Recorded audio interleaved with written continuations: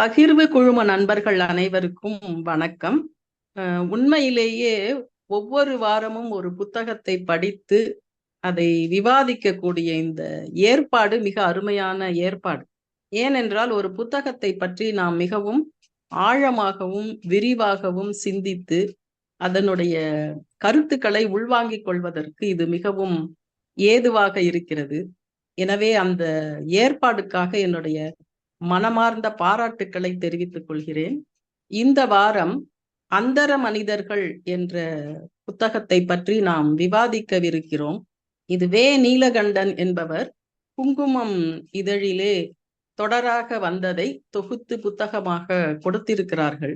அதாவது விளிம்பு நிலையில் இருக்கக்கூடிய மக்கள் சிலரை பேட்டி கண்டு அவர்களுடைய வாழ்க்கையை பற்றி இந்த புத்தகம் எடுத்துரைக்கிறது.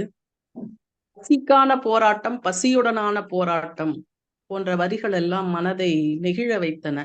இந்த புத்தகத்தை பற்றி உங்களுடைய கருத்துக்களை அறிந்து கொள்வதற்கு நாம் அனைவரும் ஆவலாக இருக்கிறோம். உங்களைப் போலவே நானும் ஆவலாக இருக்கிறேன்.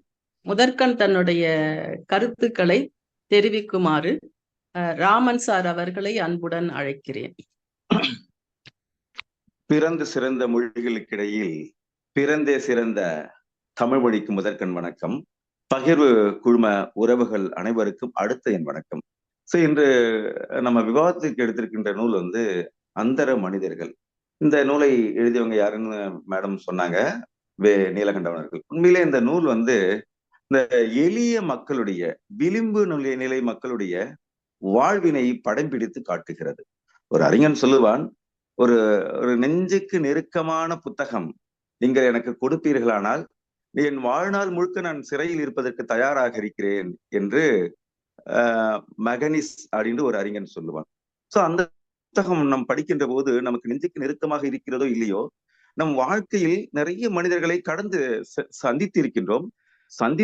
சந்தித்ததோடு மட்டுமல்லாமல் அவர்களை கடந்து சென்றிருக்கின்றோம். அவர்களை பற்றி சந்தித்தது மட்டுமல்லாமல் அவர்களை பற்றி நாம் சிந்தித்ததில்லை. ஆனா இந்த நூலை படிக்கின்ற போது எந்த மனிதர்களையும் நாம் அவர்களை சந்திக்கின்ற போது அவர்களை பற்றி நாம் சிந்திக்க வேண்டும் என்ற சிந்தனை நமக்குள் எழுகிறது. அந்த வகையில் முதல்ல அந்த வாடகைத்தாய் என்றது நம்ம சாதாரண கிட்டத்தட்ட நம்ம இந்தியாவில வெறும் 10,000க்குள்ள ஒரு வாடகைத்தாய் ஒரு ஒரு ஒரு முடியும் 10 லட்சத்துக்குள்ள முடியும்னு சொல்றாங்க. அமெரிக்கா போன்ற மேலை நாடுகளிலே கிட்டத்தட்ட 80 லட்சங்கள் இருக்கின்ற போது நம்ம நாடுகள்ல ரொம்ப ரொம்ப எளிமையான முறையில அந்த வாடகை குழந்தையினை பெற்றிருக்க முடியும்னு சொல்றாங்க. ஆனால் அந்த வாடகைக்காக இருக்கின்ற தாய்க்கு கொடுக்கின்ற வருமானம் இருக்குது இல்லையா, மிக சொற்பமாக இருக்கிறது. அவங்க எந்த அளவுக்கு அவங்க கஷ்டப்படுறாங்க, எதனால அவங்க தள்ளப்படுறாங்க, அவர்களை நாம் இதுவரை சிந்தித்ததில்லை என்ற நமக்கு இந்த செய்தியை ஓட்டுகிறது. அதுக்கடுத்து உண்மையிலே இந்த நூலுக்கே உரிய தலைப்பு அந்தர மனிதர்கள். இந்த பிரகாஷ் என்பவர் இந்த மேல உயரமான இருக்கின்ற கட்டிடங்களாக இருந்தாலும் சரி, டவராக இருந்தாலும் சரி, அதன் மீது ஏறி எப்படி தூய்மை செய்வது மட்டுமல்லாமல் அவங்க எத்தகைய பாதுகாப்பு முறைகளை கடைபிடிக்கிறார்கள். போகும்போது கர்ணம் தப்பினால் மரணன்ற மாதிரி ஜஸ்ட் அவங்க வழுக்கினாலே அவங்களுடைய வாழ்க்கை அவ்வளவுதான் போயிடும்ன்ற மாதிரி அதை படிக்கின்ற போது அவங்களுக்கு பகிர் என்கிறதோ இல்லையோ, நமக்கு அவ்வளவு ஒரு துன்பத்தை நமக்கு கொடுப்பதுக்கின்ற வகையிலே இந்த நூல் நமக்கு உண்மை எடுத்துரைக்கிறது. அவங்களுடைய வாழ்க்கை அது மட்டும் இல்லாம இன்னொரு இந்த வேலூர் மாவட்டத்துல ஒருத்தவங்க இந்த ஒப்பாரி பாடுற கதை, அவங்க வாழ்க்கை எப்படி தொடங்குது, தாய்மாமனுக்கு வாக்கப்பட்டு தாய்மாமனுக்கு அடிச்சு அவங்க எப்படி கஷ்டப்பட்டு அவங்க தாய்மாமனை விட்டு பிரிஞ்ச பிறகு அவங்க அவங்களுடைய வாழ்க்கையை நினைத்து பாடி அவங்க அது மாதிரி இது நிறைய காய்கறி விற்கிறாங்க. முதல்ல கறி விற்கிறாங்க, கறி வித்த பிறகு காய்கறி விற்கிறாங்க, காய்கறி வித்த பிறகு அங்க பாடின பாட்டை கேட்டு அங்க இருக்கின்ற விற்பனையாளர்கள் அவங்க சாவுக்கு போய் பாட, அதன் மூலமாக வருகின்ற எந்த அளவுக்கு அதுக்கடுத்து நிலத்தை வாங்கி பாடுபட்டு அந்த அளவுக்கு அவங்களுடைய குழந்தைகளையும் அவங்களுடைய பேர குழந்தைகளையும் வளர்த்து கடைசியில் அந்த தொழிலே அவங்களுக்கு விட்டுட்டு இதுன்ற அளவுக்கு அதனால ஒரு நிலைத்த வருமானம் இருந்தாலும் கூட அதுல அவங்களுக்கு இது கிடையாது. அந்த தொழில் அவங்களுக்கு கடைசி நேரத்துல அவங்க உடல்நிலை சரியில்லாம பிபி சுகர்லாம் எவ்வளவு கஷ்டப்பட்டு இருக்காங்க அப்படின்றத நமக்கு அந்த கதை அந்த நூல் நமக்கு எடுத்துரைக்கிறது. அதுக்கடுத்து அந்த பாம்பு பிடிக்கிறவங்களுடைய அனந்தபுரம், விழுப்புரம் மாவட்டத்துல அனந்தபுரம் இடத்துல பாம்பு பிடிக்கிறவங்களுடைய வாழ்க்கை, அந்த பாம்பு பிடிக்கிறவருடைய வாழ்க்கை மட்டும் சொல்லாம அவங்க பாம்பு வகைகள் பட்டியலிடுறாங்க. நமக்கு அது உண்மையிலே நிறைய வகைகள், பாம்புடைய வகைகள். சோ எந்த பாம்பு எந்த பறவைகளோடு சண்டை போடும்போது எத்தகைய சத்தம் வந்தா எந்தெந்த பாம்பு, எந்த பறவை என்பதை கூட நமக்கு அவங்க அதுல பட்டியலிடுறாங்க. அது மட்டும் இல்லாம அந்த பாம்பு கடித்த பிறகு அவங்க 10 முறை கடித்த போதிலும் கூட ஒரு முறை கூட அவங்க மருத்துவமனைக்கு சென்றதில்லை. சென்றது மட்டும் இல்லாம அந்த பாம்பு கடி, அந்த வைத்தியம் இருக்கு இல்லையா, அது கிட்டத்தட்ட ஒரு 108 மருந்து மூலிகைகளை சேர்த்து அந்த மருந்து தயாரித்து அதை சாப்பிட்டு ஒரு 4 மடக்கு தண்ணீர் குடித்து அருந்தினாலே அது சரியாகும்னு சொல்றாங்க. அது வந்து நமக்கு நிறைய விஷயம். ஏன்னா இன்றைய சூழல் வந்து நிறைய நம்ம நாட்டு இந்த ஆங்கில அலோபதி மருத்துவமனைக்கு செல்கிறார்கள். ஆனாலும் கூட அவர்களை சரியான முறையில் காப்பாற்ற முடியவில்லை. இது மாதிரியான கைத்தேர்ந்தவர்களை அறிந்து கொண்டு மூலிகையில இது எல்லா கடைகளிலும் வந்தா இன்னும் கொஞ்சம் சிறப்பா இருக்கும். ஏன்னா இப்போ சமீபத்தில் கூட ஒரு செய்தி படிக்கும் போது ஒரு வீட்டுல பூனை வளர்க்குறாங்க. அந்த பூனையும் அவங்க நடுநேரத்தை தூங்கிட்டு இருக்கும்போது 12 மணிக்கு ஒரு பாம்பு வருது. அந்த பாம்பை எதிர்த்து பூனையும் பாம்பும் விளையாடி கடிச்சு கொண்டு வந்து அந்த வீட்டுல உள்ள தள்ளிடுது. தள்ளின பிறகு அந்த பாம்பு வலியால துடிச்சு அங்கேயும் ஓடியும் போது படுத்துருங்க மேல விழுந்து ஒரு தாயை கடிச்சிருது. அந்த சமயத்துல மருந்து ஹாஸ்பிட்டலுக்கு தூக்கி போறதுக்குள்ள அவங்க இறந்து போயிடுறாங்க. இப்ப இது மாதிரியான இவர்கள் எல்லாம் கண்டுபிடித்து இது மாதிரி மருந்து, அவங்க தயாரிக்கின்ற மருந்து நாட்டு மருந்து கடைகள்லாம் இது மாதிரி வச்சிருந்தாங்கன்னா எல்லார் வீட்லயும் வச்சிருந்தாலும் கூட நமக்கு வந்து ஒரு பாதுகாப்பாக இருக்கும். அது மாதிரியான செய்திகள்லாம் அரசாங்கத்துக்கு வலியுறுத்தல மிக சிறப்பாக இருக்கின்ற மாதிரிய கருத்துக்களை இந்த நூல் வலியுறுத்துகிறது. இது மாதிரியான எண்ணற்ற செய்திகளை, எண்ணற்ற விளிம்பு நிலைய மக்களுடைய வாழ்க்கையினை இந்த நூல் நமக்கு படம் பிடித்து காட்டுகிறது. இந்த நூலை படிப்பதற்கு அறிவுறுத்திய அம்மையாவர்களுக்கும் பகிர்வு குழும உறவுகளுக்கும் நன்றினை தெரிவித்துக் கொண்டு விடைபெறுகிறேன். நன்றி, வணக்கம். சார் ரொம்ப அழகா சொன்னாங்க. அதாவது நெஞ்சத்துக்கு நெருக்கமான புத்தகம் இருந்தால் எத்தனை வருஷம் வேணாலும் சிறைச்சாலையில கூட இருக்கலாம் அப்படிங்கிற அந்த பேஷன் ரொம்ப அழகா இருந்தது. ஏன்னா நிறைய புத்தகங்கள் சிறைச்சாலைகளிலே தான் எழுதப்பட்டிருக்கிறது அப்படிங்கிற உண்மை நம்ம எல்லாருக்கும் தெரியும். குறிப்பா அந்த பாம்பு பிடிக்கிறவங்க, ஒப்பாரி வைக்கிறவங்க, வாடகை தாய், இவர்களை பற்றியெல்லாம் ரொம்ப அழகா சொன்னாங்க. அந்த பாம்பு பிடிக்கிறதுலயே அந்த எலி போற பொந்துல போய் எலி பிடிக்கிறது, அந்த எலிக்காக இருக்கக்கூடிய தானியங்கள், சேர்த்து வச்ச தானியங்களை எடுத்து எடுத்து நாங்க சாப்பாட்டுக்கு வச்சுக்குவோம் அப்படின்லாம் அந்த பகுதியில சொல்லப்பட்டிருக்கும். மிகவும் அருமையான ஒரு கருத்துக்களை சொன்ன சாருக்கு என்னுடைய நன்றி. திரு பாண்டியராஜன் அவர்களை தன்னுடைய கருத்துக்களை முன்வைக்குமாறு அன்புடன் கேட்டுக்கொள்கிறேன். அந்தர மனிதர்கள் அப்படிங்கிற அந்த புத்தகத்தை வந்து இதுல உள்ள அந்த ஒவ்வொரு ரொம்ப ஒடுக்கப்பட்ட மனிதர்கள் அப்படின்னு சொல்லக்கூடிய துப்புரவு தொழிலாளர்கள்ல இருந்து, நம்ம விலை மாதர்கள் அப்படிங்கிறவங்கள இருந்து, அப்புறம் அந்த வாடகை தாய், இந்த மாதிரி பல விதமான தொழில்கள்ல ஈடுபடக்கூடியவர்களுடைய அந்த மறுபக்கம், அவங்கள அந்த தொழில்ல ஈடுபட்டு வாழ்வாதாரத்துக்காக எந்த அளவுக்கு அவங்க ஈடுபட வேண்டியது இருக்கு அப்படிங்கிறதெல்லாம் வந்து இந்த புத்தகத்துல சிறப்பா சொல்லியிருக்கு அப்படின்னு சொல்லி ராமன் சார் சொல்லியிருந்தாரு. ஏற்கனவே பேசிட்டு இருந்தப்போ சொல்லியிருந்தாரு. ராதாபாய் மேடமும் நீங்க எடுத்தீங்கன்னா இதை வைக்க மாட்டீங்க, அந்த அளவுக்கு இது நிறைய செய்திகள் இருக்கு அப்படின்னு சொல்லியிருந்தாங்க. நிச்சயமா நான் இதை படிக்கணும். அதாவது அதுவும் இந்த அந்தர மனிதர்கள் அப்படிங்கிற இந்த கதையினுடைய கருப்பொருளா இருக்கக்கூடிய அந்த கதை வந்து, அதாவது அந்த ஒரு அந்தரத்துல கயிறுகளை கட்டி அந்த கட்டிடங்கள்ல ஏறி அதை தூய்மை பண்றது, ஏதோ ஒரு சரி செய்யக்கூடிய பணிகள்ல ஈடுபடுறவங்க எந்த அளவுக்கு நம்ம அதுல ஈடுபடுறாங்க அப்படிங்கறது வந்து தெரிஞ்சுக்க முடிஞ்சது. அதுவும் ஒரு நொடி, ஒரு சின்ன ஒரு பிசறு ஏற்பட்டா கூட அவங்களுடைய உயிருக்கே அது ஆபத்தா முடியும். அந்த மாதிரி சூழல்கள்ல அவங்க எப்படியெல்லாம் அந்த தொழில்களை மேற்கொள்றாங்க அப்படிங்கிற மாதிரியான பல்வேறு செய்திகளை மனதை நிச்சயமா இதை படிச்சோம்னாக்கா நம்மெல்லாம் எவ்வளோ ஒரு சிறப்பான இடத்துல இருக்கோம் அப்படிங்கறத வந்து நம்ம தெரிஞ்சுக்க முடியும். ஏன்னா இதை நான் படிக்காமையே இவ்வளவு பேசிட்டு இருக்கேன். நிச்சயமா நான் இதை படிச்சுட்டு என்னோட கருத்துக்களை வந்து நான் பகிர்வு குழுவுல நான் வழங்குறேன். நன்றி. சகோதரர் பாண்டியராஜனுக்கு என்னுடைய வாழ்த்துக்கள். நான் புத்தகம் படிக்காமலே நிறைய விஷயம் சொல்லியிருக்கீங்க. அந்த வாடகை தாய், நிஜமாலுமே அந்த அந்தர மனிதர்கள் ரொம்ப, அதாவது அந்த முதல்ல அவன் வந்து கைத்த கட்டிக்கிட்டு ஏறுறப்போ அந்த தம்பி அந்த மனிதர், அந்த அந்தர மனிதர் உயரத்துல போய் அந்த கண்ணாடிய தொடக்கிறது அப்படிங்கிறது முதல் பிரகாஷ், அவர் கஷ்டமா பேரு இருந்தது. பிரகாஷ். அதுக்கப்புறம் நாங்க சர்வசாதாரணமா ஆயிட்டோம். என்ன பண்றது? வயித்து பொழப்புக்கு பண்ணணும் அப்படின்னு சொல்றது. அது ரொம்ப அழகா சொன்னாங்க. நன்றி. அடுத்து செல்வம் சார் அவர்கள் கண்டிப்பாக ஒரு விரிவான விளக்கம் தருவார் அப்படின்னு எதிர்பார்க்கலாம். ஏன்னா எப்பவுமே அவருடைய விமர்சனங்கள் ரொம்ப விரிவாகவும் ஆழமாகவும் இருக்கும். செல்வம் சார் அவர்களை அவர் கருத்துக்களை தெரிவிக்குமாறு அன்புடன் கேட்டுக்கொள்கிறேன். பகிர்வு வாசகர்களுக்கும் ஒருங்கிணைப்பாளர் அவர்களுக்கும் இதை கேட்கின்ற அனைவருக்கும் என்னுடைய முதற்கணக்கத்தை தெரிவித்துக் கொள்கின்றேன். இந்த புத்தகம் அதாவது விளிம்பு நிலை மனிதர்களுடைய வாழ்வியலை நமக்கு விரிவா விளக்குது. அன்றாடம் காட்சிகள் வாழ்க்கையில நம்ம எவ்வளோ பேரை பார்க்குறோம். அவங்கெல்லாம் நம்ம அதாவது அந்த உழைப்பாளர்கள் உடல் உழைப்பு எவ்வளோ கடினமானது. அந்த உடல் உழைப்பால் அவங்க உடல் ஆரோக்கியம், குடும்ப சூழல் எல்லாமே அவங்களுடைய அந்த எந்த தொழிலை செய்யறாங்களோ அந்த தொழிலே அவங்களுக்கு ஆரோக்கியம், குடும்ப சூழல் எல்லாத்தையும் சிதைக்குது. அப்படிப்பட்ட விளிம்பி நிலையில் உள்ள மனிதர்கள் அன்னாட எவ்வளவு சம்பாதிக்கிறாங்களோ அதை அப்படியே செலவு செஞ்சிருவாங்க.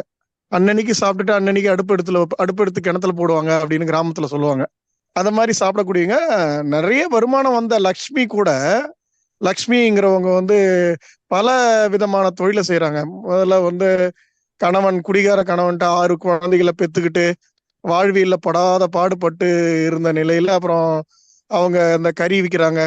அதுக்கப்புறம் என்ன பண்றாங்க, கருவேப்பிலை வாங்க போய் கருவேப்பிலை இது விற்காம இருக்கு, இது வித்து கொடுத்தீங்கன்னா இதை வித்து கொடுத்தீங்கன்னா காசு கொடுப்பேன் அப்படின்னு அந்த கருவேப்பிலை அம்மா சொல்லும் போது அவங்க பாட்டு பாடி விற்கிறாங்க. உடனே 1 மணி நேரத்துல வித்து போகுது. அடுத்து அந்த கருவேப்பிலை விற்கலான்னு இவங்களும் முடிவு பண்றாங்க. அவங்க கேட்டதுக்கு அந்த கருவேப்பிலை அம்மா அதெல்லாம் உனக்கு ஒத்து வராதுன்னு தட்டி கழிக்கும் போது அந்த கருவேப்பிலை எங்க வாங்குறாங்கன்னு போய் பார்த்து இந்த லக்ஷ்மி போய் பார்த்து அதே மாதிரி கருவேப்பிலை வாங்கி விற்கிறாங்க. அதுக்கப்புறம் காய்கறி விற்கிறாங்க. காய்கறி விற்கிற இடத்துல இந்த மாதிரி பாட்டு பாடி தங்களுடைய ஏக்கங்களையும் சோகங்களையும் தங்களுடைய அபிலாஷைகளையும் நிராசைகளையும் அதெல்லாம் சொல்லி சொல்லி அழும்போது இது ஊர் முழுவதும் அந்த திருவண்ணாமலை மாவட்டத்துல இருந்து கிருஷ்ணகிரி மாவட்டம் வரைக்கும் பரவிடுது. அதுக்கப்புறம் ஒரு காய்கறி பெரிய பணக்காரர் ஒரு காய்கறி விற்கக்கூடிய விற்பனையாளர் இறந்துட்ட போது அங்க போய் பாட்டு போடுறாங்க. இந்த புகழ் இவங்களுக்கு பரவிடுது. அதனால என்ன பண்றாங்க, நீங்க இந்த மாதிரி பாட்டு பாடுவாங்க அப்படின்னு நிறைய பேர் அழைக்கிறாங்க. அப்படி அழைக்கும் போது இந்த காய்கறி விற்கிறத விட அது வருமானம் அதிகமா தருது. இப்படி அவங்க என்ன பண்றாங்க, சூழலுக்கு ஏற்ற மாதிரி அவங்களுடைய அதாவது இதான் ஸ்கில் இருக்கிறவங்க, திறமை இருக்கிறவங்க அந்த திறமை எப்படியாவது ஏதோ ஒரு சூழல்ல வெளிப்படும். அந்த திறமைக்கு ஏதோ ஒரு காலகட்டத்துல ஏதோ ஒரு நேரத்துல அதுக்கான அங்கீகாரமும் கிடைக்கும். அந்த மாதிரிதான் இவங்க நிறைய சம்பாதிக்கிறாங்க. என்றாலும் கூட குரங்குகளுக்கு கொடுக்கறது, பிள்ளைகளுக்கு கொடுக்கறது, அவங்க செலவுகளை அவங்க என்ன பண்றாங்க, இதே ஒரு படிச்ச ஒரு பொருளாதாரத்தை சிறப்பாக கையாள தெரிஞ்சவங்களா இருந்தா அவங்க அதை வச்சு வசதியான நிலைக்கு வர முடியும். அதெல்லாம் அவங்க பண்ணல. சம்பாதிக்கிறத நிறைய வருமானம் வந்தா கூட அதை பிறருக்கு கொடுத்து மகிழ்வது, அதான் விளிம்பு நிலையில் உள்ள மனிதர்கள் அதான் செய்வாங்க. நிறைய கிடைச்சா கூட மற்றவங்களுக்கு கொடுப்பாங்க. அந்த கிராமத்துல இருக்கிறவங்க கூட பாத்தீங்கன்னா நிறைய விளையும் போது என்ன பண்ணுவாங்க, எல்லாருக்கும் சொந்தக்காரங்களுக்கு உறவினர்களுக்கு எல்லாம் வேர்களை கொடுக்கறது, மிளகா கொடுத்து அனுப்புறது, இந்த மாதிரி நிறைய செய்வாங்க. ஆனா நம்ம படிச்சவங்க அது எல்லாத்தையுமே காசா பார்ப்போம். அவங்க உறவுகளை மேம்படுத்தக்கூடியதா, உறவுகளை மேம்படுத்தக்கூடியதா, அதை பாசத்தை பரிமாறக்கூடிய ஒரு கருவியா தான் அதை பார்ப்பாங்களே ஒழிய பொருளா பார்க்க மாட்டாங்க. நம்ம எதை பார்த்தாலும் பொருளாவே பார்க்குறோம். படிச்சவங்க கொஞ்சம் இதை வச்சு நம்ம வித்தா இவ்வளவு கிடைக்கும் அப்படின்னு கணக்கு போடுறோம். அந்த மாதிரி கணக்கு போட்டு வாழக்கூடியவர்கள் அல்ல விளிம்பு நிலையில் உள்ள மனிதர்கள். அவங்க மற்றவர்கள் எல்லாமே இதுல வர்ற மனிதர்கள், இந்த கட்டுரையில வர மனிதர்கள் எல்லாருமே அவங்களுக்கு வாழ்வுக்கும் சாப்பாட்டுக்குமே வயிற்றுக்கும் கைக்குமே போதுமானதா தான் இருக்கு. போதுமானதாவே இல்லை. அதாவது என்னன்னா சரியா போகுது, இல்லைன்னா பத்தல. இந்த லக்ஷ்மிங்கிற அம்மா மட்டும்தான் கொஞ்சம் நிறைய சம்பாதிக்கிறாங்க. ஆனா அதை சம்பாரிச்சு கூட அவங்க வாழ்நிலையை மேம்படுத்தல. இது மாதிரி நிறைய கட்டுரைகள்ல வருது. நம்ம வாடகத்தாயை பத்தி ராமன் அருமையா அழகா சொன்னாரு. அமெரிக்காவெல்லாம் பாத்தீங்கன்னா 80 லட்சம் ரூபாய், அதாவது இது 10 லட்சம் ரூபாயில சென்னையில கொடுத்துட்றாங்க, வாடகத்தாய் முன் வராங்க அப்படிங்கிறது. ஏன்னா இங்க வந்து 10 லட்சம் கூட இல்ல, 2 லட்சம் 3 லட்சம். அங்கன்னா மிக அதிகமா கொடுத்துதான் செய்ய வேண்டியிருக்கு. வெளிநாட்டுக்காரங்க, அதாவது ஓரின சேர்க்கையாளர்கள், இவங்கெல்லாம் வந்து வாடகை தாய சென்னையில இந்தியாவுல ரொம்ப குறைந்த விலைக்கு பெற்றுக்கிட்டு போறாங்க. இந்த வாடகை தாய் சட்டம் வந்து 2002 தான் இயற்றப்பட்டது இந்திய அரசு. பல நாடுகள்ல வாடகை தாய் சட்டம் தடை செய்யப்பட்டிருக்கு. அதாவது சட்டம் இல்ல, வாடகை தாய் வந்து இருக்கக்கூடாது அப்படின்னு தடை செஞ்சிருக்காங்க. ஆனா இந்தியாவுல 2002 வந்து இது ரெகுலைசைஸ் பண்ணியிருக்காங்க. இது வந்து ஒரு மிகப்பெரிய விற்பனையாக, இது ஒரு கொள்ளையடிக்கிற லாபகரமான ஒரு தொழில் மாதிரி அதை ஏஜென்ட்டுகளை வச்சு மருத்துவமனைகள் அதிகமா சம்பாதிக்குது. அது என்ன செய்யறதுன்னா, அதாவது உரிய அந்த வாடகத்தாய கஷ்டப்படுறவங்க 16 நாள் எதுவுமே பண்ணாம அவங்க கஷ்டப்பட்டு படுத்த படுக்கையா இருந்து அதாவது கழிவுகளை வெளியேற்றுறதுக்கு மட்டும்தான் எழுந்து போக வேண்டிய சூழல் இருந்து, அப்படிலாம் இருந்து இதை வந்து அவங்க குழந்தைய, அதாவது கருக்குள்ள வச்சு அதை தாங்குறாங்க. ஆனா அவங்க என்ன பண்றாங்கன்னா, அவங்க அதுக்கு ஒரு சட்டத்துல, நம்ம இந்திய சட்டத்துல என்ன சொல்லுதுன்னா, 21 வயசுல இருந்து 35 வயசுக்குள்ள இருக்கணும், திருமணம் செஞ்சிருக்கணும், கணவரோட அனுமதி இருக்கணும் வாடகத்தாய் ஆகிறதுக்கு. அவங்க வந்து இதுக்கு முன்னாடி ஒரு குழந்தையாவது பெற்றிருக்கணும். இது மாதிரியான விவரங்கள்லாம் அதுல அந்த சட்டத்துல சொல்லியிருக்கு. எல்லா இப்போ ஆனந்தி, சுமதி இதுல வராங்க. ஆனந்தி, சுமதி, ஆதி, இந்த மாதிரி 3 பெண்கள் இங்க இதுல காட்டப்படுறாங்க வாடகத்தாய்கள. இதுக்கு முன்னாடி மறைந்து தொழில் செய்தவர்கள் இன்றைக்கு நேராக முகத்தை காட்டுறாங்க. நீங்க எங்க முகத்தை காட்டுங்க, நாங்க இது மாதிரி இல்லாதவங்களுக்கு நாங்க உதவுறோம் அப்படின்னு சொல்றாங்க. ஆனா அவங்களுடைய வாழ்நிலை மேம்படல. இவ்வளோ உயிரை கொடுத்து பாசத்தெல்லாம் மறைச்சு நீங்க ஸ்கேன் பண்ணா கூட அந்த குழந்தைய பார்க்க கூடாது. இது உங்க குழந்தை இல்லை, உங்க குழந்தை இல்லைன்னு தொடர்ந்து சொல்லிக்கிட்டே இருக்கிறாங்க. சொல்லிக்கிட்டே இருந்து அவங்களுடைய அவங்களுடைய ஏக்கம், அந்த அந்த வலி எல்லாத்தையும் பொறுத்துக்கிட்டு அவங்களுடைய வாழ்நிலை ரொம்ப வறுமையில இருக்கிறதுனால, வேற காசு சம்பாரிச்சா இவ்வளவு சீக்கிரத்துல இவ்வளவு ஒரு பெரிய அமௌண்ட்டை பார்க்க முடியாது அவங்களால. அதனால வேற வழி இல்லாம ஒத்துக்கிட்டு அந்த நிலைக்கு போறாங்க. சென்னை வந்து மருத்துவ நகரம் அப்படின்னு சொல்லுவாங்க, இந்தியாவுடைய மருத்துவ தலைநகரம்னு சொல்லுவாங்க. அந்த மாதிரி மருத்துவ சிகிச்சையில மிக முதன்மையான இடத்துல இருக்கிற சென்னையில வாடகத்தாய் வந்து ரொம்ப மலிவா கிடைக்கிறாங்க அப்படிங்கிறதெல்லாம் இதுல சொல்லியிருக்காங்க. வாடகத்தாய் என்பது உண்மையிலேயே ஒரு வேதனை தரக்கூடிய ஒரு விஷயம்தான். அது ஒரு நல்ல உரிய தொகை கொடுத்து அவங்க இருக்க வாழ்நிலையிலிருந்து கொஞ்சம் ஒரு அங்கலமாவது பொருளாதாரத்துல உயர்த்துச்சுன்னா பரவாயில்ல. அது அல்லாம அது அந்த காசு அது ஏஜென்ட்டுங்களை பறிச்சுக்கிட்டு போறது, கொடுக்குற காசையே ஏமாத்திக்கிறது, கொடுக்குறன்னு சொன்ன தொகையை கொடுக்காம இருக்கிறது, இது மாதிரியான பல வருத்தம் தரக்கூடிய செய்திகள் இதுல இருக்கு. வாடகத்தாயினுடைய வேதனைகள்லாம் இதுல அருமையா அழகா பதிவு பண்ணியிருக்காங்க. அப்புறம் அந்த பிணந்தோக்குறவங்களை பத்தி சொல்லியிருக்கு. கிருஷ்ணவேணிங்கிறவங்க பிணந்துக்கிறாங்க. அதாவது அவரு கணவர் இறந்துடுறாரு. அவரு அனாதைகளா இறந்து போற குழந்தைங்க, அதாவது பிணங்களை எடுத்து அடைக்கலம் செய்யக்கூடியவர், அடைக்கலம் இல்ல அடக்கம் செய்யக்கூடியவர். அவரு இறந்துட்ட போது இந்த அம்மா 3 குழந்தைய வச்சுட்டு கஷ்டப்படுது. அதுக்கப்புறம் என்ன பண்றது, ஏன்னா வேலை போட்டு அவங்க கணவர் நல்லா இருக்கும்போது சொல்லிட்டு போனாரு, நான் அந்த முனிசிபாலிட்டிக்கு நிறைய கஷ்டப்பட்டிருக்கேன், நீங்க எனக்கு ஏதாவது ஆயிடுச்சுன்னா நீ போய் அவங்கள பாரு, ஏதாவது வேலை போட்டு கொடுப்பாங்க அப்படின்னு சொல்லியிருக்காரு. அதை மனசுல வச்சுட்டு இவங்க என்ன பண்றாங்க, போறாங்க, போய் கேட்கறாங்க. போய் கேட்டதுக்கு இப்போ ஒன்றும் வேலை இல்லை, அந்த நிராதரவா இருக்கிற பிணங்களை புதைக்கிறதுக்கு ஆள் இல்லை, தற்சமயம் அதை செய்யு, அப்புறம் வேற வேலை போட்டு தரேன்னு சொல்லும் போது அந்த அம்மா, பெண்கள் இல்லாம இது செய்வாங்க, பெண்கள் சுடுகாட்டு பக்கமே போகக்கூடாதுன்னு சொல்லுவாங்கல்ல, பெண்கள் வந்து சுடுகாட்டுக்கே வரக்கூடாது, அதுதான் நம்ம ஐதீகம். அதனால அவங்க சொல்லிட்டு இது வேணாம் அப்படின்ட்டு வந்துடுறாங்க. வந்துட்டு பல வேலையை தேடி பாக்குறாங்க. ஹோட்டலுக்கு போறாங்க, கேட்குறாங்க, தரமாட்டுறாங்க. வீட்டு வேலைக்கு கேட்குறாங்க, வீட்டு வேலைக்கு தேடி பார்க்குறாங்க. எதுங்க வெட்டியானுடைய மனைவிக்கு இந்த வேலைலாம் கொடுக்க மாட்டான் அப்படின்னு பல இடங்கள்ல அவமதிப்புகள், அவமரியாதைகள் செய்யப்படுது. அதுக்கப்புறம் தான் அவங்க சரி வேற வழி இல்லை, நம்ம குழந்தைகளை காப்பாத்தி ஆகணுமே, எல்லாம் இந்த வயிற்று பிழப்புக்காக தான் வாழ்வே ஓடுது. பசி தான் எல்லாத்துக்கும், நம்முடைய இத்தனை முன்னேற்றத்துக்கும் காரணம் அந்த பசி தான். நம்முடைய பசி இல்லைன்னு வச்சுங்க, நம்ம எதையும் தேட மாட்டோம். முதல்ல பொருள் தேடுறோம், அந்த பொருளை சேர்க்கறதுக்கான வழியை தேடுறோம். அப்புறம் அந்த பொருள் கிடைச்சிட்ட பிறகு நம்ம என்ன பண்ணுது, மூளை வேலை செய்யுது. அப்புறம் நிறைய கண்டுபிடிப்புகளுக்கு வந்தது. முதல் நம்ம வந்து உணவு தேடல் தான் நம்முடைய தேடல். வேட்டையாடும் சமூகமா இருந்த போது கூட நம்மளது இறை தேடுதல் தானே. பறவைகள் விலங்குகள் எல்லாம் இறை தேடுதலோடு அவனுடைய நிறுத்திக்குது. இறை நன்றாக கிடைக்கும் போது அதற்கு எந்த விதமான இடையூறும் இல்லாத உணவு நமக்கு சரியாக கிடைக்கும் போது அடுத்து மூளை சிந்திக்க ஆரம்பிக்கிறது மனிதனுக்கு. அதுக்கப்புறம் தான் பல கண்டுபிடிப்புகளை பல விஞ்ஞான கருவிகள்லாம் உருவாக்குறான். அது முதல் தேடல் உணவு தான். இறை தான் முதல் தேடல். அந்த உணவு தேடலே இவங்களுக்கு சரியாக நிறைவேறாத போது அப்ப அடுத்த தேடலை பத்தி, கல்வி தேடலையோ அதுக்கப்புறம் அடுத்த வாழ்நிலையோ அடுத்த படிநிலையோ அவங்களால என்ன செய்ய முடியல, எட்ட முடியல.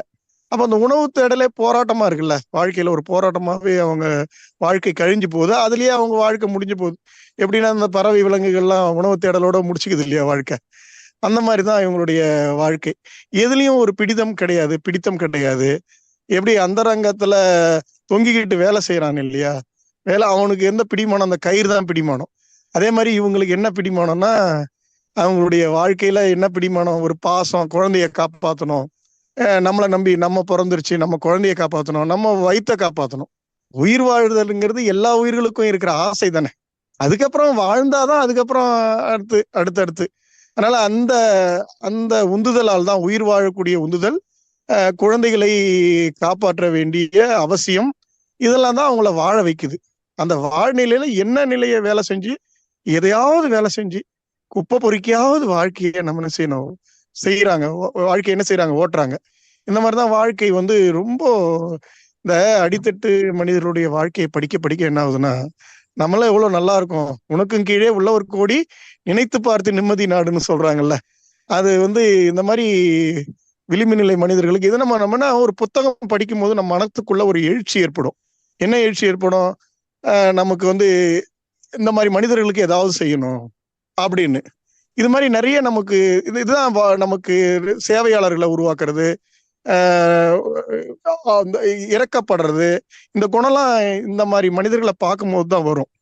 இந்த பாலியல் தொழில் செய்யக்கூடிய விலை மாதர்களுக்கு அவங்களுக்கு என்ன பண்றாங்க, அவங்க சொன்ன தொகை கொடுக்கறது இல்ல, அவங்களுடைய வாழ்க்கைய அழிக்கிறது எல்லாம் காதலால தான் ஏமாந்து. பணக்கார வீட்டுல இருக்கிற பெண்கள் கூட காதல் என்ற வலையில விழுந்து இந்த தொழிலுக்கு சேர்றாங்க.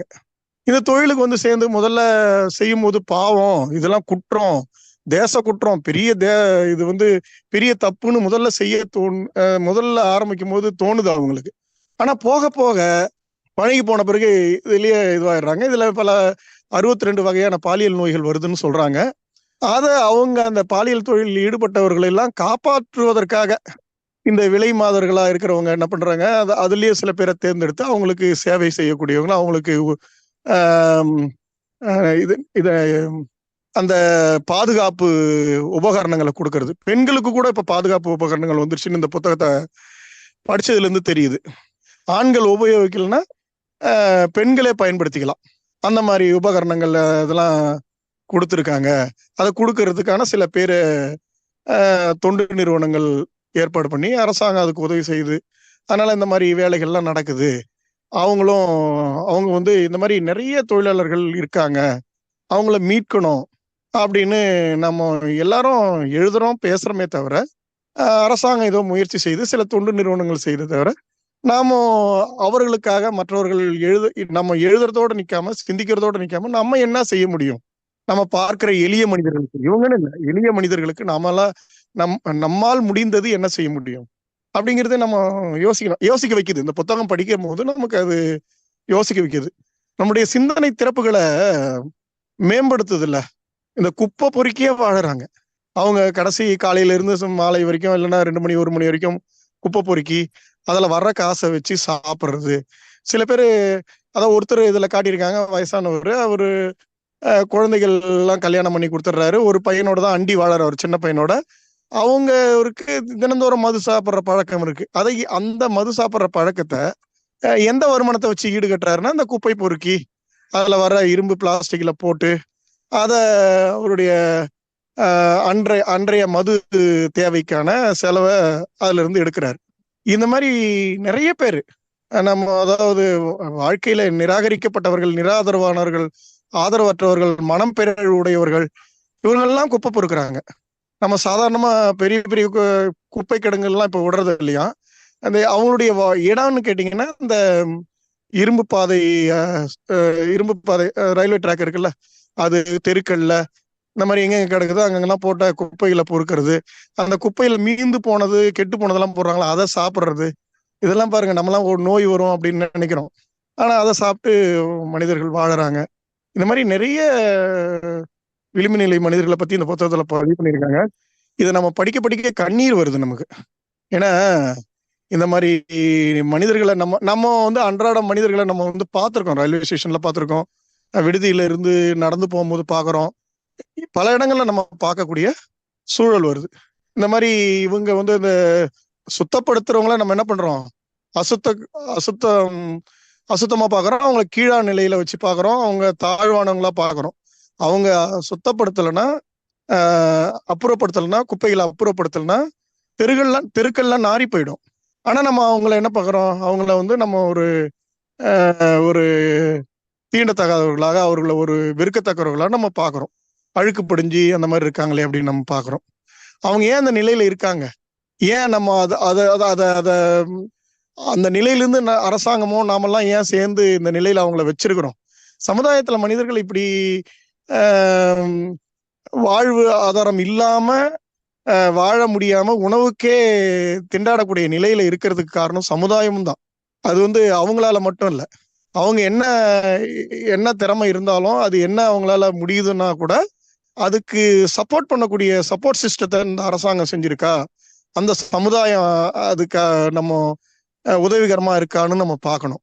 அது மாதிரிலாம் இல்லாதனாலதான் இன்னைக்கு சமுதாயம் வந்து இப்படி ஒரு சீரற்ற நிலையில ஏற்றத்தாழ்வு உடைய சமுதாயமாக அப்படி இருக்கு. இந்த சமுதாயத்தை நம்ம இப்படியே விட்டுவிட முடியாது. இது மாதிரி எழுத்தாளர்கள் தான் எழுதணும், அந்த சமுதாயத்தை மாத்தணும், ஏற்றத்தாழ்வு இல்லாத சமுதாயத்தை உருவாக்கணும் அப்படின்னு தான் எல்லாரும் நினைக்கிறோம், எழுதுறோம், சிந்திக்கிறோம். ஆனா அது நம்ம சாத்தியப்படவே இல்லை. ஓரளவுக்கு ஏனும் அந்த விளிம்பு நிலை மனிதர்களுக்கு ஒரு குடிசை அமைத்து, அதாவது குடிசை மாற்றுவாரின்னு அரசாங்கம் வச்சிருக்குது.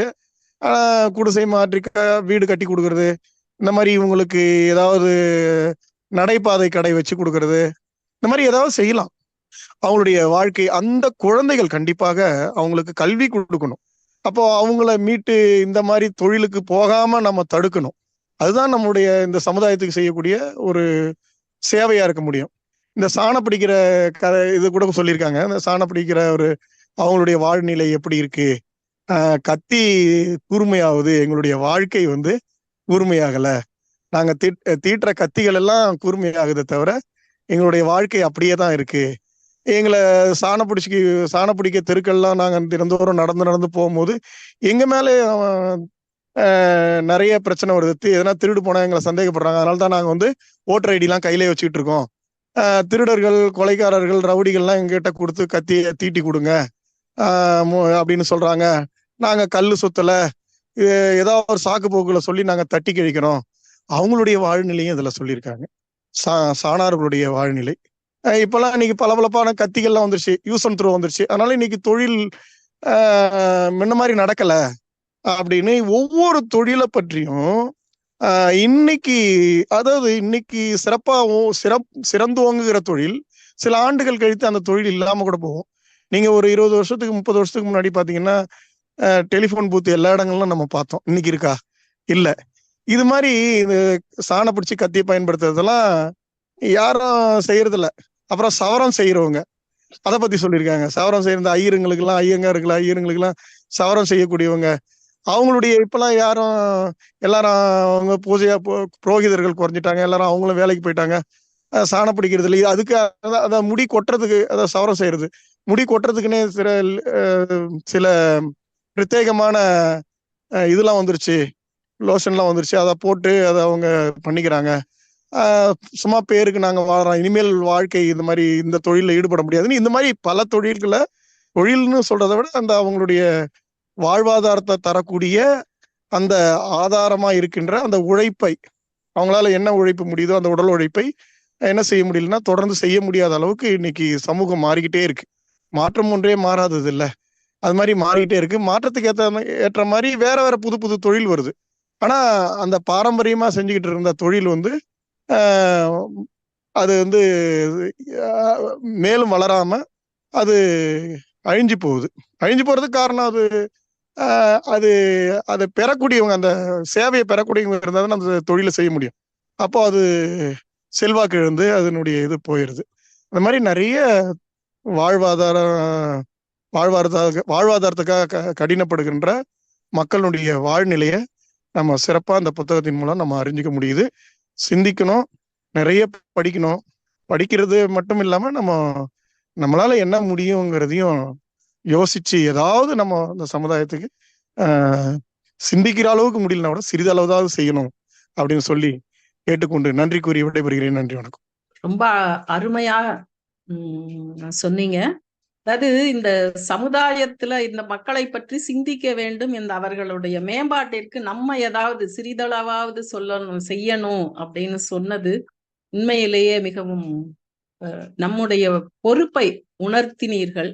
அது ரொம்பவே நல்லா இருந்தது. ரெண்டாவது, இந்த இதுல வந்து எல்லாருமே அவங்க குழந்தைய எப்படியாவது படிக்க வைக்கணும், நம்ம வாழ்ந்த வாழ்க்கையை நம்ம பிள்ளைங்க வாழக்கூடாது அப்படின்னு நினைக்கிறாங்க. ஆனா அது முடியல அவர்களுக்கு. ஏன்னா அந்த பசிய போக்குறதுக்கே சரியா இருக்கு அப்படிங்கிறது. ஸோ நிறைய பேரை பத்தி, நிறைய தொழில்களை பத்தி சொன்னீங்க. சாணம் பிடிக்கிறவங்கல இருந்து அந்த சர்வாங்கம் செய்யறவங்க, அப்படி நிறைய பேரை பத்தி சொன்னீங்க. உங்களுடைய அந்த விரிவான விளக்கத்திற்கு என்னுடைய நன்றியை தெரிவித்துக் கொள்கிறேன். தம்பி பாலாஜி அவர்களை தன்னுடைய கருத்துக்களை கூறுமாறு அன்புடன் கேட்டுக்கொள்கிறேன். என்னை தலைகுனிந்து பார், என்னை நான் தலை நிமிரச் செய்கிறேன் என்கிறது புத்தகம். 10 நண்பர்களை விட ஒரு நல்ல புத்தகம் உனக்கு என்றுமே துணை நிற்கும் என்கிறது. இது போன்று புத்தக வாசிப்பை பற்றி நிறைய நம்ம கேள்விப்பட்டிருந்தாலும் புத்தகத்தை படிப்பதும் அதை பற்றி விவாதிப்பதுமே இன்றைய அளவில் தேவையானதாக தான் இருக்கிறது. பல கருத்துக்களை தெரிந்து கொள்வதற்கு இந்த விமர்சனம் நமக்கு பயன்படுகிறது. அந்த வகையில் பார்க்கின்ற போது கொடுத்திருக்கின்ற புத்தகத்தை நான் பார்க்காமல் விட்டது என்னுடைய தவறு. நல்ல கருத்துக்களை சொல்லப்பட்டிருக்கிற இந்த புத்தகத்தை நான் படிக்காமல் விட்டுவிட்டேன். இருப்பினும் இது சார்ந்த கருத்துகள் என்னால் முடிந்தவரை நான் சொல்ல விழைகிறேன். விடுமுறை மக்களை பற்றி பல கருத்துகள் நாம் கேள்விப்பட்டு இருக்கிறோம், கண்கூடாகவும் பார்த்திருக்கிறோம். ஆனால் அது நூலாசிரியர்கள் குறிப்பிடும் பொழுது மிக அற்புதமாக இருக்கும். இருப்பினும் அதை தினந்தோறும் பார்க்கின்ற போது அதில் சில முரண்பட்ட கருத்துக்கள் கூட வெளிப்படுவதற்கான வாய்ப்புகள் இருக்கிறது. அதாவது ஒரு சில ஆண்டுகளுக்கு முன்பு ஒரு தகவல் வந்தது. ஒரு பிச்சைக்காரர் இறந்து விட்டார். அவர் இறந்த இடத்திலிருந்து பல கோடி மதிப்புள்ள பணங்களை பண மதிப்பீடை எடுத்ததாக சொல்லுவார்கள். அந்த மாதிரியும் வாழ்ந்திருக்கிறார்கள். இப்ப இந்த புத்தகத்தில் சொல்லப்பட்ட கோணங்களிலும் மனிதர்கள் வாழ்ந்து கொண்டிருக்கிறார்கள், அதிலே மாற்றமில்லை. இது இல்லாமல் பிச்சை எடுப்பவர்களும் இந்த சமூகத்தில் பெருகி கொண்டுதான் இருக்கிறார்கள். அதாவது கை கால்கள் நன்றாகவே இருந்தாலும் அவர்கள் அந்த பிச்சை எடுக்கின்ற தொழிலிலே, அதாவது சோம்பேறித்தனத்தை வெளிப்படுத்துகின்ற வகையிலும் கூட மனிதர்கள் இன்னும் வாழ்ந்து கொண்டு தான் இருக்கிறார்கள். அதிகப்படியான மனிதர்கள் எல்லோரும் குறிப்பிட்டது போல உடல் பசிக்காக, அதாவது இந்த வயிற்று பசிக்காகத்தான் ஓடிக்கொண்டிருக்கின்றோம். அப்படிப்பட்ட இந்த சூழ்நிலையில் இந்த தினசரி, அதாவது துப்புரவு பணி என்பது நாமெல்லாம் செய்வதற்கு அதாவது வீட்டில் இருக்கின்ற குப்பைகளை கூட அகற்றி அதை தெருவிலே தான் போட்டு விடுகிறோம். ஆனால் எல்லா குப்பைகளையும் பிரிச்சு போட சொன்னா கூட நம்ம போடுறதில்லை. அந்த குப்பைகளை எடுத்து சென்று அவற்றையெல்லாம் தனித்தனியாக பிரிக்கின்ற அந்த நிகழ்வு மிகப்பெரியது, பல்வேறு நோய்களை ஏற்படுத்தும்.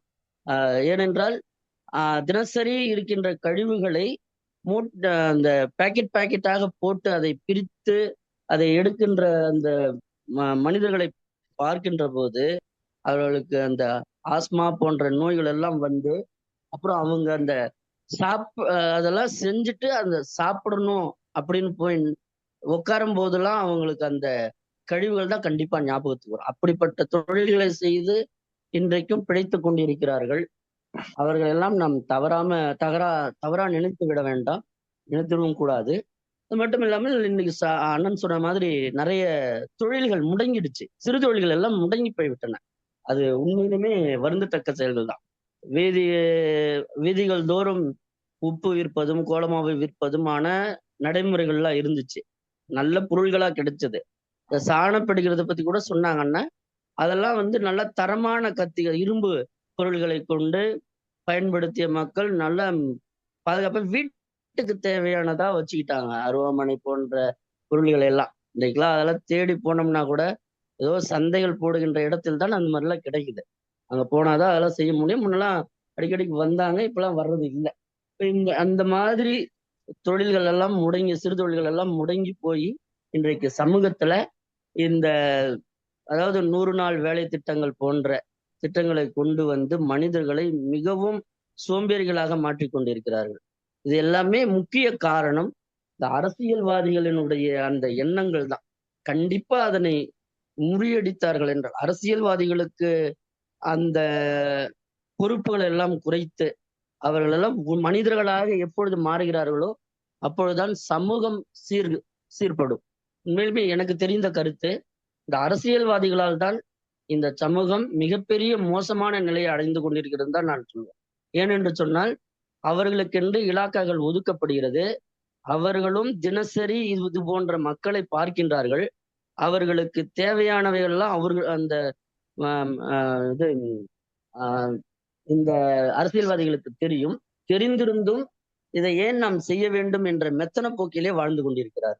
இவர்கள் கோடிக்கணக்கில் சம்பாதித்தும் பினாமி பெயர்களை பணத்தை குவித்து கொண்டும் இருக்கின்ற இந்த காலகட்டத்தில் ஒருவேளை சோற்றுக்கு கூட வழி இல்லாமல் திண்டாடுகின்ற அந்த விழும்பும் நிலை மக்களை பற்றி சிந்திப்பதில்லை, விவாதிப்பதும் இல்லை, அல்லது இதை பற்றின கருத்துக்களையாவது தெரிந்து கொள்கிறார்களா என்றும் யோசிப்பதும் இல்லை.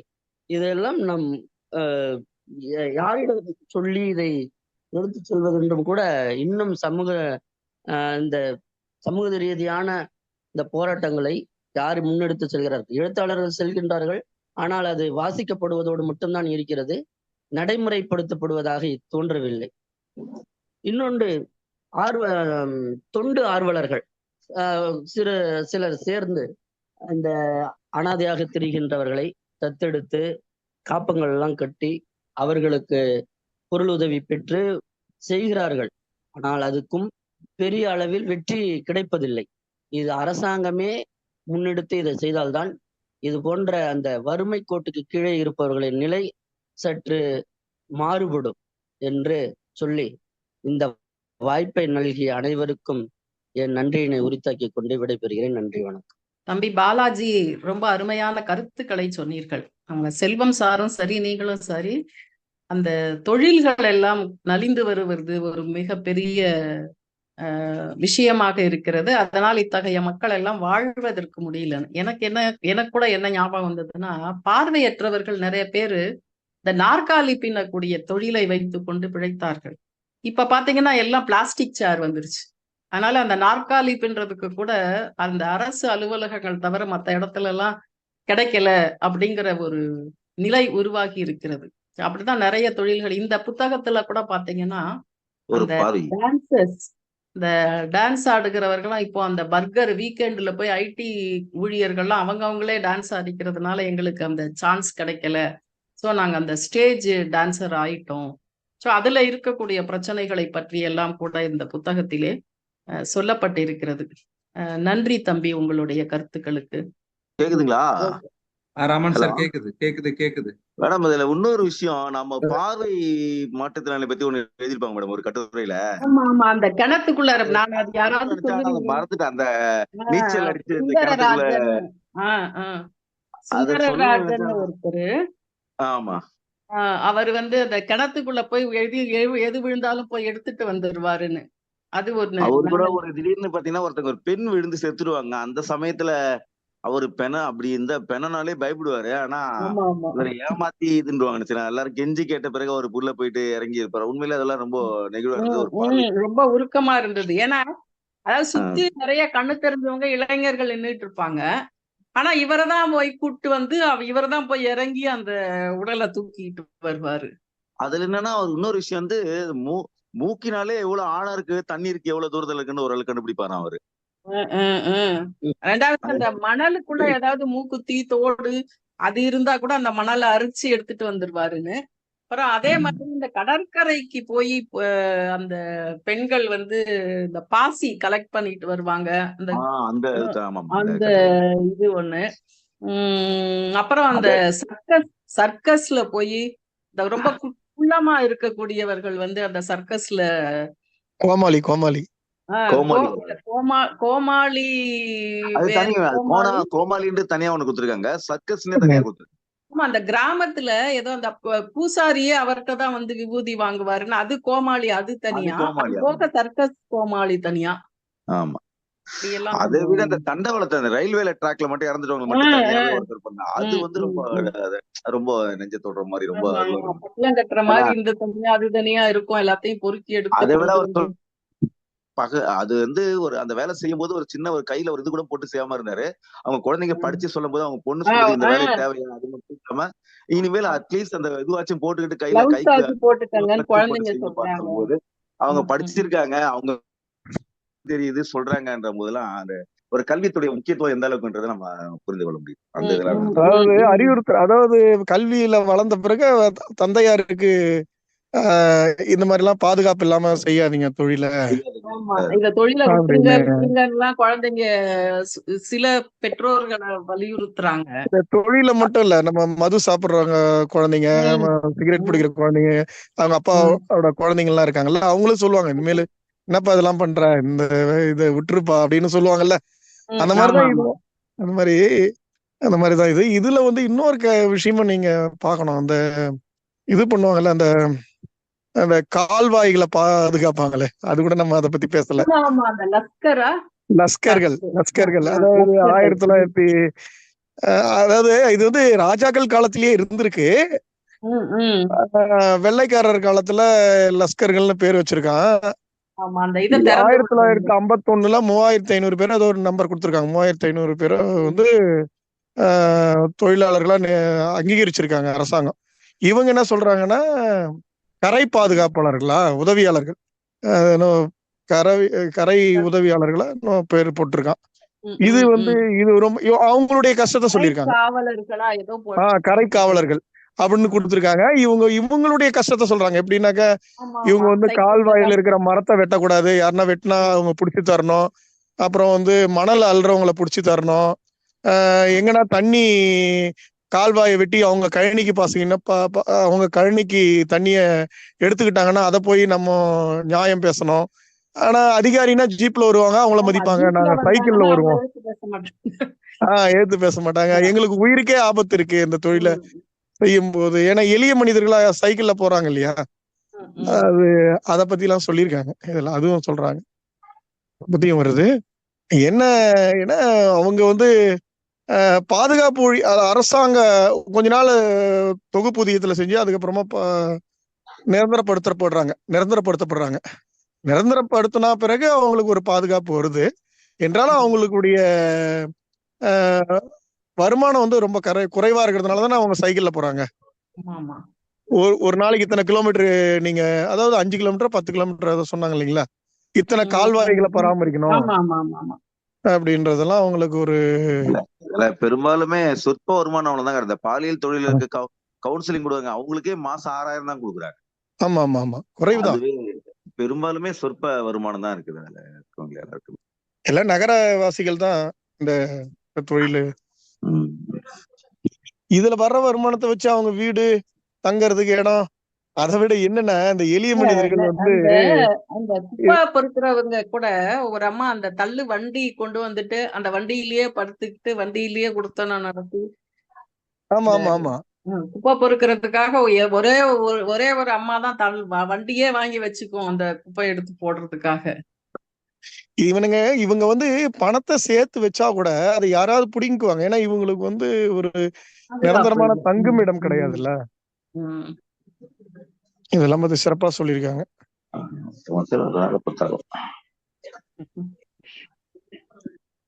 ஆசிரியர் நீலகண்டனா? அவர் வந்து அதே நீலகண்டன் வந்து மாரத்தான் மனிதர்கள்னு ஒரு புத்தகம் எழுதியிருக்காரு. யூடியூப்ல பார்த்தேன். ஆனா அது வந்து அதை பத்தி ரொம்ப அதிகமா எதுவும் யூடியூப்ல அது மட்டும் தான் இருந்தது. அவரை பத்தி ரிவ்யூ ஏதாவது இருக்கா பார்த்தேன். அவரை பத்தி ஏதாவது அந்த புத்தகமும் என்கிட்ட இருக்கு, நான் எப்பயாவது பகிர்ந்துக்கிறேன். அது இதுக்கு ஜஸ்ட் ஆப்போசிட். அப்படி என்னன்னா மேடம் நிறைய கேக்குதா? சமூக பணி செய்யக்கூடிய மேடம் வந்துட்டாங்க மேடம் பாருங்க, யாரோ அவங்க யாரோ பேசுறாங்களாம் கேளுங்க. பேசுறாங்க, சித்ரா மேடம் பேசுறாங்க. மேடம் கேக்குதா நான் பேசுறேன்? கேக்குது. ஒரு சின்ன கருத்து சொல்லலாம். சொல்லுங்க கண்டிப்பா. நான் புக் எல்லாம் படிக்கல, ம், எல்லாரும் பேசுனதை வச்சுதான் ஒரு சின்ன கருத்து ஷேர் பண்ணிக்கலான்ட்டு. நம்ம ம், அதாவது இந்த மாதிரி விளிம்பு நிலையில இருக்கிறவங்களுக்கு வந்து உதவி செய்யணும்னு சொல்லி ராமன் சார் பேசும்போதோ செல்வம் சார் பேசும்போதெல்லாம் கூட சொன்னாங்க. நம்ம உதவி வந்து எந்த அளவுக்கு செய்யறோம், அது வந்து எந்த அளவுக்கு சாத்தியம்னு தெரியல. நம்ம பர்சனலா முடிஞ்ச அளவுக்கு செய்யலாம்னு வச்சுக்கோங்களேன். ஆனா குறைஞ்சபட்சம் இதுல பாத்தீங்கன்னா இந்த விலை மாதர்கள், இந்த வாடகத்தாய், இந்த மாதிரியாக இதுல ஈடுபடுறவங்கள குறைஞ்சபட்சம் எந்த விமர்சனமும் வைக்காம இருந்தாலே அவங்களுக்கு அது ஒரு பெரிய இதா இருக்கும்னு நினைக்கிறேன். ஏன்னா எடுத்ததுக்கெல்லாம் ஒரு ஏதாவது ஒரு பொது இடங்கள்ல வந்து சொல்லும் போது ஒரு பொண்ணை பத்தி ஒரு பொண்ணுக்கு ஏதாவது சொல்லும் போது நீ இந்த மாதிரி விபச்சாரி மாதிரி இது பண்ணாத அப்படின்னு எடுத்துக்காட்டா அவங்களதான் சொல்றது. அவங்க எந்த மாதிரியான யாருமே வந்து எந்த ஒரு மனிதனுமே சூழ்நிலை வந்து சரியா அமைஞ்சா மட்டும்தான் சரியான மனிதனா வாழ முடியுது. சூழ்நிலை வந்து அவங்கள அதாவது அந்த தப்பு செய்யறதுக்கு வந்து யாருமே விரும்பி யாருமே ஒரு தவற போய் செய்யறது கிடையாது. சூழ்நிலை தான் தள்ளுது.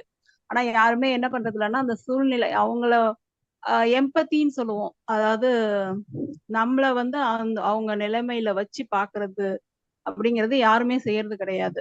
பொதுவாவே ஒரு தனியா ஒரு பொண்ணு இந்த சொசைட்டில வாழ்ந்தாலே அதுல ஏகப்பட்ட விமர்சனம்.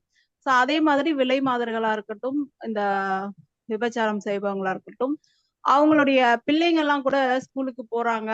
அதாவது இதுக்கு நிறைய பேரு முன்னெடுத்து இந்த சமூக ஆர்வலர்கள்லாம் அந்த குழந்தைங்களை படிக்க வைக்கிறதுக்கெல்லாம் ஏற்பாடு எல்லாம் செய்யறாங்க. பட் என்ன பிரச்சனைனா அவங்களால அந்த ஸ்கூல்ல போய் படிக்கிறதுக்கு முடிய மாட்டேங்குது. ஏன்னா அங்க இருக்கிற டீச்சர்ஸே வந்து அவங்கள அந்த குழந்தைங்கள மனசை புண்படுத்துற மாதிரி பேசுறது, அந்த மற்ற குழந்தைகள் அவங்கள பேசும்போது கூட அதை சரியா கண்டிச்சு அவங்களுக்குள்ளேயே அந்த ஒரு பாதுகாப்பை அந்த உரிமையை கொடுக்கறது இல்ல. இன்னமும் நாம வந்து அந்த நிலையை தாண்டி வரல. எல்லாருமே பேசிக்கிட்டு தான் இருக்கோமே தவிர அந்த எல்லாருமே மனிதர்கள் தான். அவங்கவுங்க சூழ்நிலையின் காரணமா இந்த விஷயத்துல ஈடுபட்டிருக்காங்க. திருநங்கைகள்லாம் பாத்தீங்கன்னா, எனக்கு ஒரு ஃப்ரெண்ட் ஒருத்தங்க இருக்காங்க திருநங்கை. அவங்க வந்து ஆஹ் பொதுவா எல்லாருமே பிச்சை தான் எடுக்கிறாங்க, அந்த மாதிரி கலெக்ஷனுக்கு தான் போறாங்க. அது அப்ப இவங்க வந்து ஒரு பொக்கே ஷாப் வச்சிருந்தாங்களாம். ஆனா அந்த பொக்கே ஷாப்ல வந்து யாருமே வாங்க விரும்புறது இல்ல. அதனால வேற வழி இல்லாம அவங்க கலெக்ஷனுக்கே திரும்ப போற மாதிரி ஆயிடுது. அதாவது சக மனிதர்களை அவங்க எந்த ஒரு ஆல் ஆர் ஈக்குவல் அப்படிங்கிற அடிப்படையில எல்லாருமே எல்லார்கிட்டையும் சகஜமா சமுதாயத்துல அந்த பழகிறது, அந்த பேசுறது, இந்த நிலையெல்லாம் மாறினாதான் யாருமே வந்து இப்ப இப்ப ஒரு உதாரணத்துக்கு சொல்றேன். இப்ப நம்ம வீட்டுல வந்து யாருமே அதை செய்ய மாட்டோம்னு வச்சுக்கோங்களேன். நம்ம வீட்டுல ஒரு வாடகைக்கு விடுறோம் வீட அப்படின்னா, அவங்க ஒரு விலை மாதரா இருந்தா விடுவோமா? விட மாட்டோம்.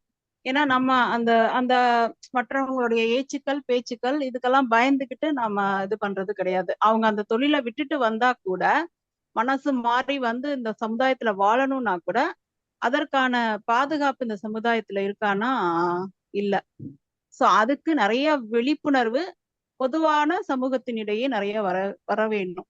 இப்பதான் ஏதோ கொஞ்சம் கொஞ்சம் மாறிட்டு வருது அப்படின்னு நான் நினைக்கிறேன்.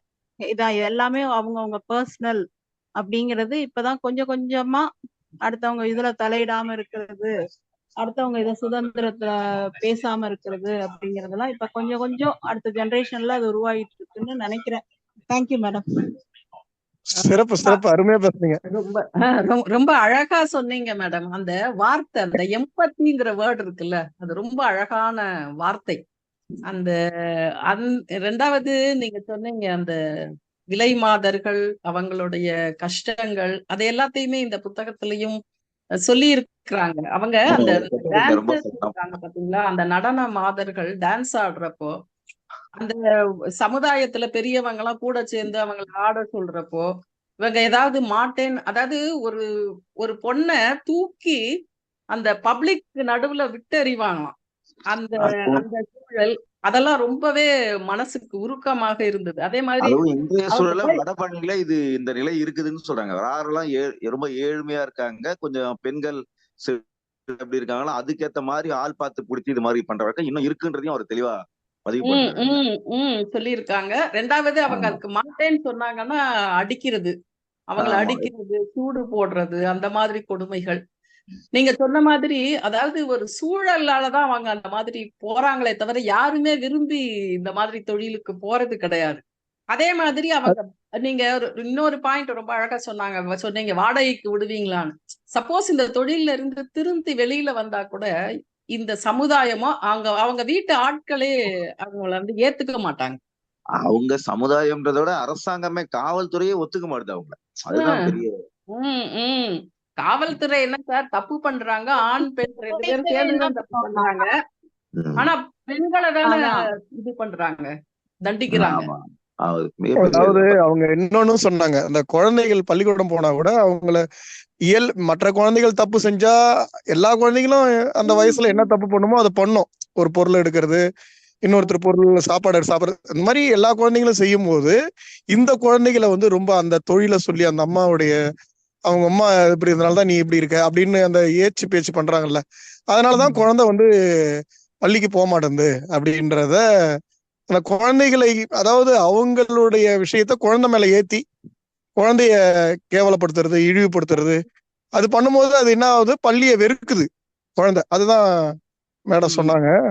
அதே மாதிரி இந்த விலை மாதிரி சொல்லும் போது காமராஜர் ஜென்ரலாவே என்ன அப்படின்னா, பெண்களை வந்து எப்ப பார்த்தாலும் அந்த கேரக்டரை டீஸ் பண்ணி அந்த ஒரு மனதளவுல அவங்கள நோகடிக்கிறது அப்படிங்கிறது இந்த சமுதாயத்துல எல்லா பெண்களுக்கும் நடக்கக்கூடிய ஒரு மிகப்பெரிய கொடுமை தான்.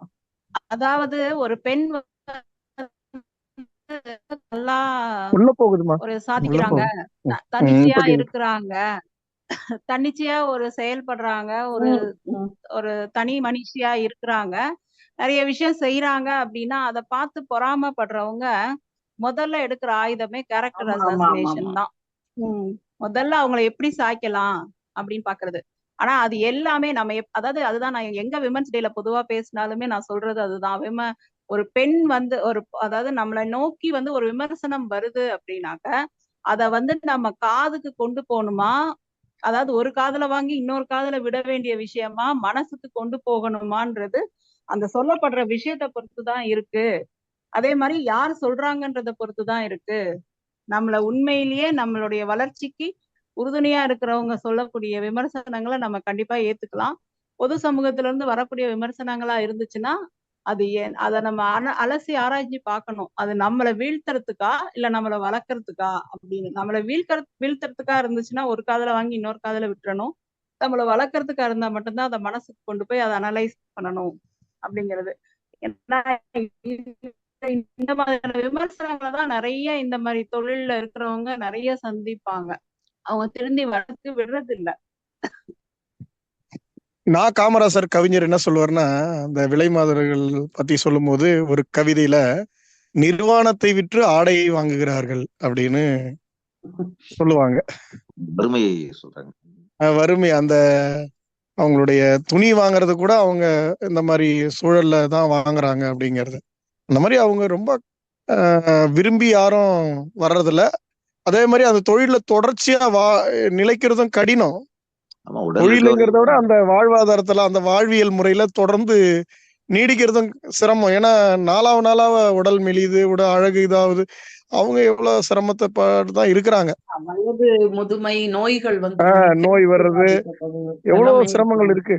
அது இல்லாத இவங்க வந்து மேடம் உங்களுக்கு நிறைய பார்த்திருப்பீங்க, படிச்சிருப்பீங்க, வெறித்தனமான அந்த குடிகாரனுங்க, இந்த மாதிரி முரட்டுத்தனமானவங்களாம் அவங்களுடைய அதாவது அந்த சிதைக்கிற மாதிரி நடந்துக்கிறது. இவங்க போய் கடிஞ்சுக்குவாங்க அவங்க கிட்ட. இந்த மாதிரி அந்த யார் கூட்டிட்டு வந்தாங்களோ அவங்கள இந்த மாதிரி பண்றாங்க, அவங்கள இந்த மாதிரி ஆளுங்கள்லாம் நீங்க ஏன் கூட்டிட்டு வரீங்கன்னு கேட்பாங்க இல்லைங்களா. அந்த அதாவது துன்புறுத்துற மாதிரி, இம்சைப்படுத்துற மாதிரி பல இது பண்ற வெறியன்கள் இருக்காங்கல்ல. பாலியல் தொழில பேஸ் பண்ணியே நிறைய புத்தகங்கள், கதைகள் எல்லாம் இருக்கு. அதுல அவங்க சந்திக்கக்கூடிய அந்த கொடுமைகள் அதெல்லாம் ரொம்பவே கொடுமைகள் ரொம்ப முதல்ல மனசை உருக்கக்கூடியதா போய் மாட்டிக்கிட்டு அவங்க இதுல இந்த மகாநதி படத்துல எல்லாம் வரும்ல, அந்த மாதிரி அது மிக கொடுமையான விஷயம் தான். சிறப்பு மேடம், சிறப்பு. நிறைய செய்திகள் வந்து நம்ம முடிஞ்சது. பங்கேற்றவர்கள் எவ்வளவு என்பது முக்கியம் அல்ல, எவ்வளவு ஆழமா நிறைவா பேசியிருக்காங்க. ஆமா, ரொம்ப ஆழமா சிந்திச்சோம், ரொம்ப விரிவா சிந்திச்சோம். சந்தோஷமா இருந்தது, திருப்தியா இருந்தது. சொன்ன மாதிரி 4 பேர் இருந்தா கூட 4 பேருமே ரொம்ப நல்லாவே இத பத்தி விவாதிக்க முடிஞ்சது. அனைவருக்கும் என்னுடைய மனமார்ந்த நன்றியை தெரிவித்துக் கொள்கிறேன். ஏனென்றால் இந்த கூட்டத்திலே இந்த புத்தகத்திற்கு இவ்வளவு ஒரு ஆழமான ஒரு விவாதம் நடைபெறும் அப்படிங்கிறத எதிர்பார்க்கல. உண்மையாலுமே நான் படித்து மிகவும் நெகிழ்ந்த புத்தகம் அது. அதனாலதான் இதை முதல்ல இதை வந்து பகிர்ந்துக்கணும் அப்படின்னு நான் நினைச்சேன். அதற்கு உண்மையிலேயுமே நல்ல ஒரு ரெஸ்பான்ஸ் உங்க எல்லார்கிட்டையும் இருந்தது. உங்கள் அனைவருக்கும் என்னுடைய நன்றியை தெரிவித்துக் கொண்டு இந்த நிகழ்ச்சியை நிறைவு செய்கிறேன். நன்றி, வணக்கம்.